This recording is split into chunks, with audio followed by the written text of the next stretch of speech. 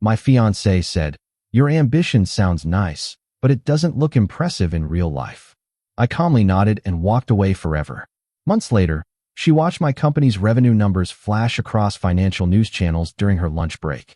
"Your ambition sounds nice," Allison said, not looking up from her phone, "but it doesn't look impressive in real life." I was holding 2 mugs of coffee, one for her, one for me. I remember that detail because I stood there for a second too long, like the steam rising between us was the only thing moving. "What do you mean?" I asked. She shrugged. "I mean, Natalie's husband just made partner. Savannah's boyfriend bought a house. And you're still doing the startup thing."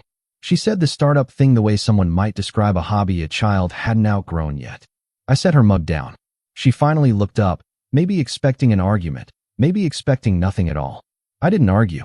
I just said, "Okay," and walked into the kitchen to finish making breakfast like she commented on the weather.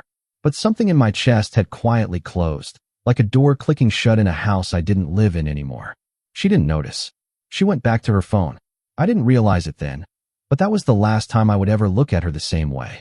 If you enjoy real stories like this, subscribe, because what happened next changed everything for me. We had been together for 4 years, engaged for 10 months. The wedding was 8 months away, a venue deposit already paid, a guest list of 140 people, a seating chart Allison had been color-coding in a spreadsheet for weeks. We shared an apartment in the city, the kind with exposed brick that cost too much but felt like us when we first signed the lease. Half the furniture was hers, half was mine, and somewhere in between was a shelf of photos. Cabo, her sister's graduation, my mother's 60th birthday, the two of us at 26 and 27, looking like people who had their whole lives figured out.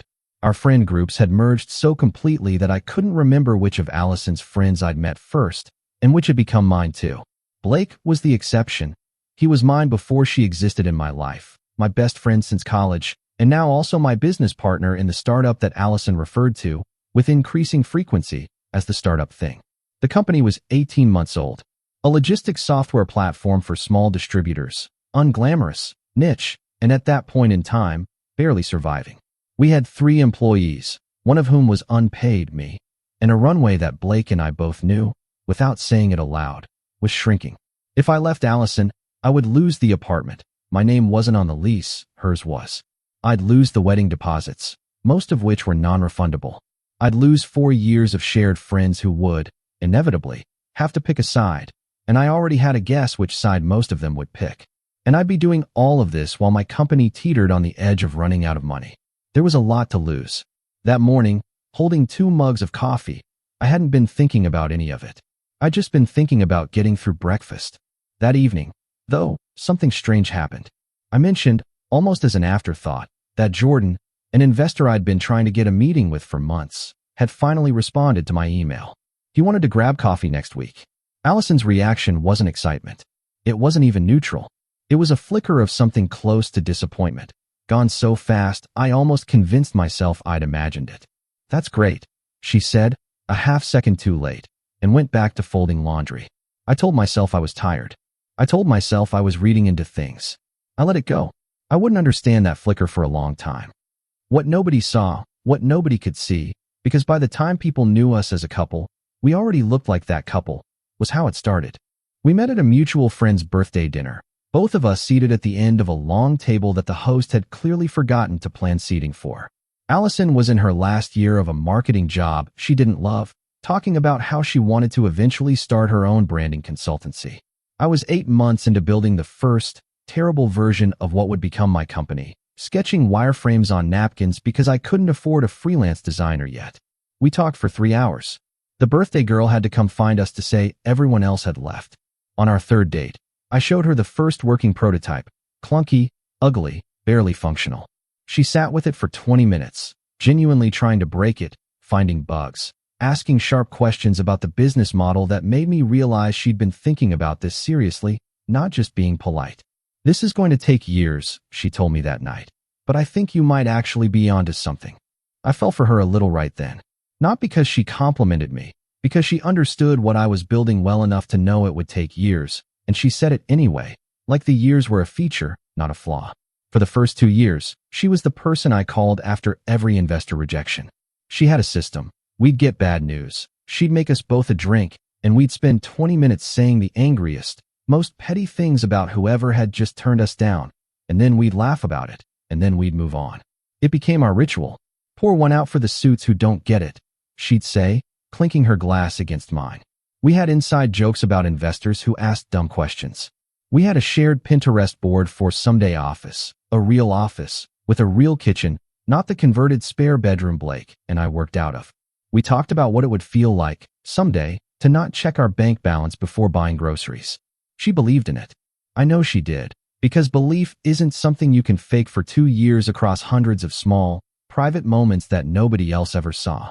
But somewhere, quietly, almost invisibly, the years part started to wear on her differently than the something part did. It happened so slowly that I don't think even she noticed it happening. The first time I really noticed it, we were at dinner with Natalie and her husband, Marcus, who had just been promoted to partner at his law firm. Marcus spent 20 minutes describing his new corner office, his new title, the bonus that would cover a down payment on a lake house. "And what's new with you guys?" Natalie asked, turning to us. "We're good," Allison said quickly, before I could answer.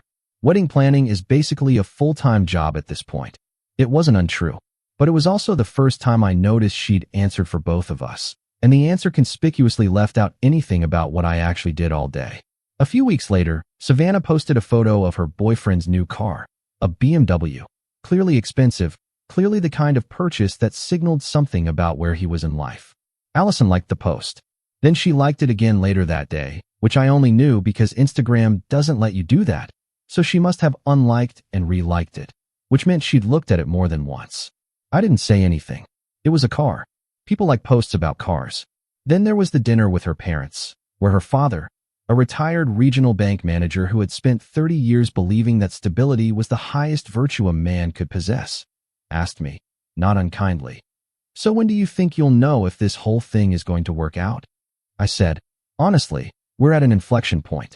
The next 6 months will tell us a lot." He nodded slowly. The way people nod when they've decided your answer confirmed something they already suspected. Allison changed the subject to the venue's catering options. None of these were fights. None of them were even arguments. They were just small, quiet moments where I noticed Allison positioning herself slightly apart from what I was doing. Not against me, exactly, but not quite with me either, in front of other people. I told myself it didn't matter. I told myself that what mattered was what happened between us, in private, where she still asked how the Jordan meeting had gone, still nodded along when I explained our new pricing model, still seemed, in our apartment, late at night, like the person who'd sat with my ugly prototype for 20 minutes trying to find the good in it. But I started noticing that the version of her who showed up in front of other people was becoming a little embarrassed by the version of me that other people saw, the guy with no title, no corner office, no BMW. Just a thing he was still doing after 3 years. I didn't know it yet, but Allison was starting to live in 2 timelines. In one, she was engaged to a man who was building something. In the other, the one she increasingly performed for Natalie, for Savannah, for her father, she was engaged to a man who hadn't made it yet, on a schedule that was beginning to feel, to her, indistinguishable from might never. The 6 months I'd told Allison's father about turned out to be the hardest 6 months the company had ever faced. A major client, nearly 40% of our revenue, restructured and canceled their contract with 2 weeks' notice. Blake and I spent 3 days in the office not sleeping, trying to figure out if we needed to lay off our 2 employees just to make payroll for ourselves. We did, in the end, lay one of them off.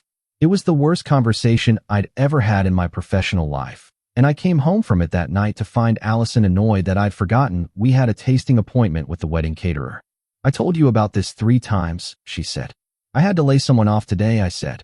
"I know, and I'm sorry about that, but the caterer can't reschedule again, and if we don't finalize the menu this week, we lose our deposit."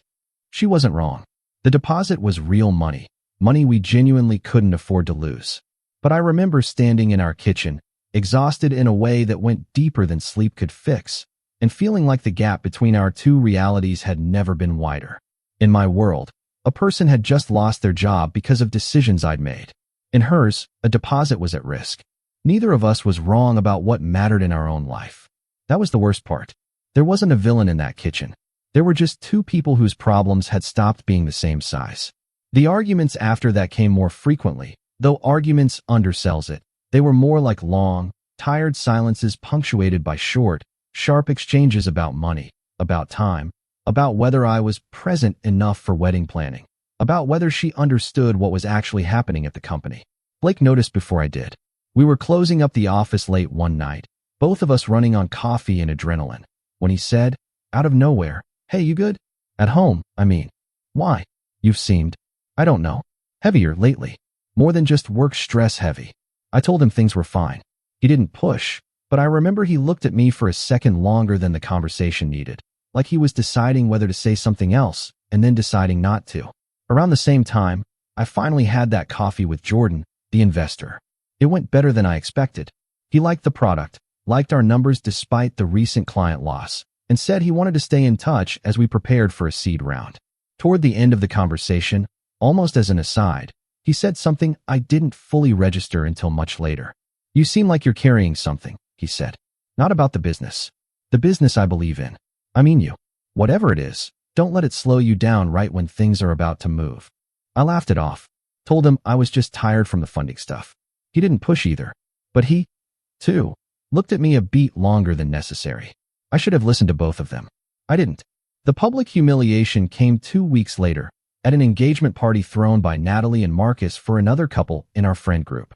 There was a toast. Marcus, a few drinks in, decided to go around the table and have everyone share where they're at in life, framed as a fun icebreaker but landing more like a status report. When it got to me, I gave an honest, brief answer. The company had hit a rough patch, but we were regrouping, talking to investors, and I was optimistic. Marcus, smiling, raised his glass and said, "To regrouping. Hey, no shame, man. Not everyone's built for the stable path. Some people just need more runway." The table laughed. It was the kind of laugh that wasn't at me. Exactly, except that it absolutely was, and everyone at the table knew it, including Allison, who laughed along. Not loudly, not cruelly, just enough. Just enough to not be the only one who didn't. I smiled too.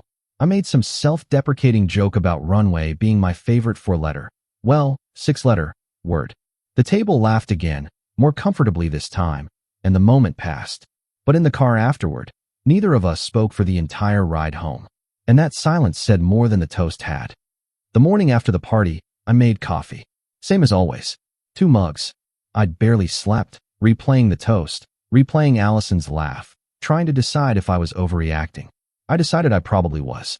I decided that today I would talk to her about it calmly, ask her how she'd felt about it, try to understand what was going on between us instead of just absorbing it silently like I'd been doing for months. I brought her the coffee. She was on the couch, scrolling her phone, still in her robe. "Hey," I said, sitting down across from her. "Can we talk about last night?" She put her phone down, finally, fully present in a way she hadn't been in weeks.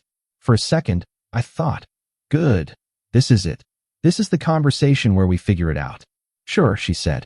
Then, after a pause, "Actually, we probably should." I started to say something about the toast, about how it had felt, about wanting to understand if she felt that way too sometimes. But she spoke first.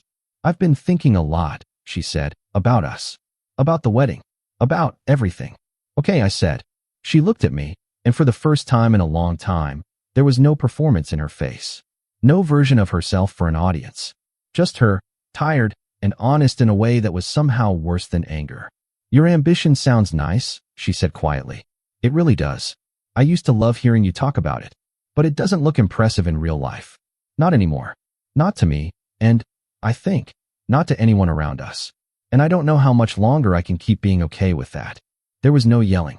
No raised voices. The apartment was so quiet I could hear the refrigerator humming in the kitchen. I didn't say anything for a long moment. I thought about the kitchen 6 months ago, when she'd said almost the same words for the first time, and I'd let it go. I thought about Natalie's table, about Marcus's toast, about the flicker on her face the day Jordan first emailed me back. And I realized, sitting there, holding a coffee mug that was already going cold, that I wasn't angry. I was just done. Not done loving her exactly. Not yet. But done waiting for her to see something in me that she had already, somewhere along the way, quietly stopped looking for. "Yeah," I said finally. "I think I understand." She looked almost relieved, like she'd expected a fight and gotten something else instead, though I don't think she understood, not yet, what that something else actually was. I stood up, took both mugs to the kitchen, and started rinsing them out, just like any other morning. But for the first time in 4 years, I wasn't planning our future while I did it. I was already starting to leave it. Over the next few days, things between us had a strange, eerie calm. The kind of calm that exists right before something breaks completely, when both people can feel it coming but neither has said the words yet. In that calm, I started remembering things differently. I remembered the flicker on Allison's face the day Jordan first emailed back, and I finally understood it. It hadn't been disappointment that the company might be moving forward. It had been the realization that if it did move forward, the story she'd been quietly preparing, the story where I never quite made it, and where that became, eventually, an acceptable reason to leave, would no longer make sense. I remembered a conversation from months earlier that I'd brushed off at the time. Allison telling Natalie, at a different dinner, that she couldn't imagine doing the startup thing forever. Like, at some point you have to be realistic. I'd laughed along at the time, assumed she meant it generally. I didn't, then, hear what she was actually saying, that she had a timeline, and it was running out. I remembered Jordan's words, "You seem like you're carrying something," and realized he'd seen, in one conversation, what I'd spent months refusing to look at directly. None of this made Allison a villain. That was the strange part. Once I stopped feeling hurt long enough to actually think about it, I could see her side clearly too. A person who had fallen for a man with a dream, who had genuinely believed in that dream for years, and who had slowly, human ly, run out of patience for a timeline that kept extending. People aren't wrong for having limits. She just hadn't been honest with either of us about what hers were, and I hadn't been brave enough to ask. 3 days after that quiet morning conversation, we sat down again, this time deliberately, both of us choosing to have the conversation rather than stumbling into it. It didn't take long. "I think we both know," Allison said, "that this isn't really about the wedding." "No," I agreed. "I don't think it is." We ended the engagement that evening. There was no screaming, no thrown rings, none of the dramatic scenes I'd half expected from movies. Just two tired people, agreeing, finally, on the one thing they could still agree on. The aftermath, predictably, rippled outward. The venue deposit was lost. The 140-person guest list dissolved into a series of awkward group chat messages. Natalie, unsurprisingly, sided with Allison. They'd been close for over a decade, and I didn't expect anything else. A few of our mutual friends tried to stay neutral, and mostly succeeded by simply talking to both of us less. I moved into Blake's spare room with 2 suitcases and a box of books. I left behind the Pinterest board, the photo shelf, the apartment that had felt like us. And then, quietly, without announcement, without explanation to anyone, I stopped being part of Allison's life entirely. No dramatic final text.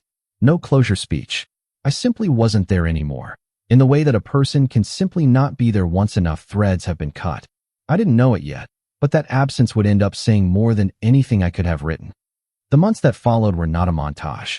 I want to be honest about that, because in my head, afterward, it sometimes felt like one, like things had simply gotten better in some smooth, inevitable arc. They didn't. They got worse before they got better. 2 weeks after the breakup, our seed round fell through. The lead investor, not Jordan, a different firm, got cold feet after a partner-level review flagged our recent client loss as a concentration risk red flag, which, fair enough, it was. Blake and I had to have another version of the worst conversation, this time with each other, about whether we should shut the company down. We didn't, but it was close. What changed things wasn't a single dramatic moment. It was Jordan calling 2 days after the seed round collapsed, saying, "I heard it didn't work out with the other firm. For what it's worth, I'm still in. I was always going to lead this. I just wanted to see how you handled a setback first." It turned out the entire collapsed deal had, in a strange way, been a test, and we'd passed it simply by not quitting. Jordan's investment didn't fix everything overnight. We still had brutal months. A key engineer quit, a product launch slipped by 6 weeks, a competitor with 10 times our funding launched a feature we'd been planning for a year. Each of these, individually, felt like it might be the thing that finally ended us. But slowly, unglamorously, unevenly, things turned. We landed 2 new clients larger than the one we'd lost. We hired 3 people, then 5. Jordan's investment led to a second round, larger, from a fund that specialized in logistics tech and actually understood what we were building. Somewhere in this stretch, I met Paige. She wasn't a love story, Not at first. She was a friend of Blake's girlfriend, someone I met at a low-key dinner about 4 months after the breakup. We talked about nothing important. She asked what I did, and I gave an honest, unguarded answer, including the part about the company nearly dying twice in the past year. She didn't flinch, didn't perform sympathy, just asked good questions, the way Allison once had on our third date, except this time it didn't feel like an audition. Paige became, slowly, someone I told things to. Not everything, not at first. But she was there during the worst of the rebuilding, the missed product launch, the engineer who quit, the long nights. And she never once asked when things would work out, because she didn't seem to need them to, for her own reasons, in order to be around. I didn't reach out to Allison during any of this. I didn't check her social media. I genuinely didn't know what she was doing with her life, and for the first time in years, that didn't feel like a wound. It felt like quiet. Still, somewhere in the back of my mind, in a place I didn't examine too closely, there was a question I never said out loud, not even to Paige, not even to myself in any deliberate way. Would she ever know how this turned out? And if she did, would it mean anything to her at all? It happened on an ordinary Tuesday, 14 months after the breakup. Allison was on her lunch break at a cafe near her office. The same cafe, in fact, where she and I used to get coffee on weekends, back when that part of the city still felt like ours. She told me, much later, that she almost didn't go there that day. She'd been running late and almost just grabbed something from the place next door instead. The cafe had a TV mounted in the corner, tuned, as it often was, to a financial news network. Muted, mostly background noise, the kind of thing nobody actually watches. Allison was scrolling her phone, waiting for her order, when something on the screen caught the corner of her eye. Not because she recognized a name immediately, but because, for half a second, something about the company name on screen looked familiar in a way she couldn't immediately place. She looked up. The segment was about a recent funding round and revenue milestone for a logistics software company. Our name, our logo, a cheerin' with a revenue figure that, 14 months earlier, would have sounded like a fantasy number to either of us. A brief clip showed 2 co-founders being interviewed at an industry conference. One of them was Blake. The other was me. She told me, again, much later, that she sat there for what felt like a very long time, just looking at the screen, even after the segment had moved on to something else. She said her first feeling wasn't anger, and it wasn't even really shock in the way people describe shock in movies. It was something quieter, something closer to the feeling of realizing, all at once, that a door you'd assumed was still open had actually closed a long time ago, and you'd just never gone back to check. She didn't finish her lunch. She told me she sat there with her phone in her hand, the screen dark, for several minutes, not texting anyone, not doing anything, just sitting with it. There was no triumphant moment for me, no parallel scene of me watching her watch the news, because I wasn't there, and I didn't find out about any of this until much later, when she told me herself. But somewhere, in a cafe that used to be ours, on an ordinary Tuesday, during a lunch break that was supposed to be unremarkable, Allison learned, 14 months too late, exactly what she had walked away from. I saw Allison again about 3 weeks after that, entirely by accident, at a mutual friend's housewarming party. One of those events where you check the guest list beforehand specifically to avoid this exact situation. Except this time, neither of us had checked, or maybe both of us had and decided to come anyway. We saw each other across the room at almost the same moment. There was a brief, mutual flinch, the universal expression of 2 people recalculating an entire evening in half a second. Eventually, near the end of the night, she came over. Not dramatically, just walked over, the way you'd approach someone you used to know. "Hey," she said. "Hey." A pause. Then, "I saw the segment. About your company. A few weeks ago. Yeah, Blake mentioned the press stuff was getting around." She nodded, looking at me in a way that was different from how she used to look at me. Not colder, exactly, just more honest. Less performance. "I owe you an apology," she said. Not for ending things. I think that was probably the right call, for both of us, even if I said it badly, but for how I said it, and for not seeing what you were actually building. I think I was looking at a timeline, and I judged you by where you were on it instead of where it was going. I thought about all the things I could say, about the toast, about Marcus, about the flicker on her face the day Jordan emailed back, about the months I'd spent quietly absorbing all of it. But none of that felt necessary anymore. It wasn't that it didn't matter. It was that it had already finished maturing, somewhere in the past 14 months, without me noticing exactly when. I appreciate that, I said. And I meant it. Are you? She hesitated. Are you doing okay? Like actually? Yeah, I said. I really am. She smiled, a small, genuine smile, and there was something almost like relief in it. Relief that didn't seem to be about herself. Good, she said. I'm glad. We talked for a few more minutes. Easy, low-stakes things, the kind of conversation two people can have once a relationship has fully finished becoming the past tense. At one point she asked, carefully, if I was seeing anyone. Yeah, I said. Her name's Paige. It's good. Good, Allison said again, and this time she meant it too. We didn't hug. We didn't make plans to catch up sometime, the way people say when they don't mean it. We just, eventually, drifted back into the party, back to our separate conversations, back to our separate lives.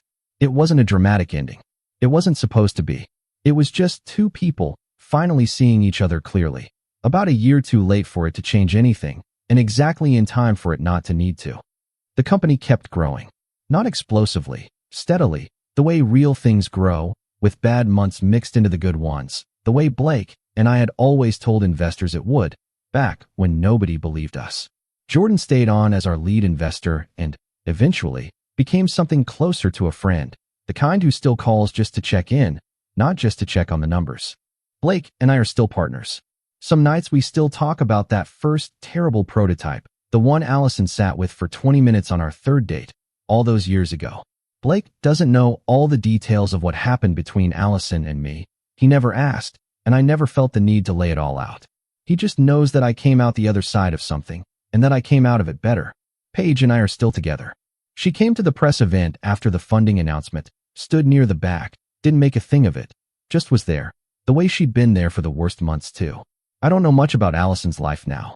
I know, from the housewarming party, that she seemed okay, maybe even good. I hope she is. I don't say that performatively. I think, in the end, she wasn't wrong to need something I genuinely couldn't promise her on any timeline she could live with. She just wasn't honest about it soon enough, and neither was I. Sometimes, late at night, I still think about that morning. 2 mugs of coffee, steam rising, a sentence that closed a door I didn't even realize was a door yet. I don't think about it with anger anymore. I think about it the way you think about a hinge, small, easy to overlook, and somehow the thing the whole rest of the story turned on. She stopped believing right before the proof arrived.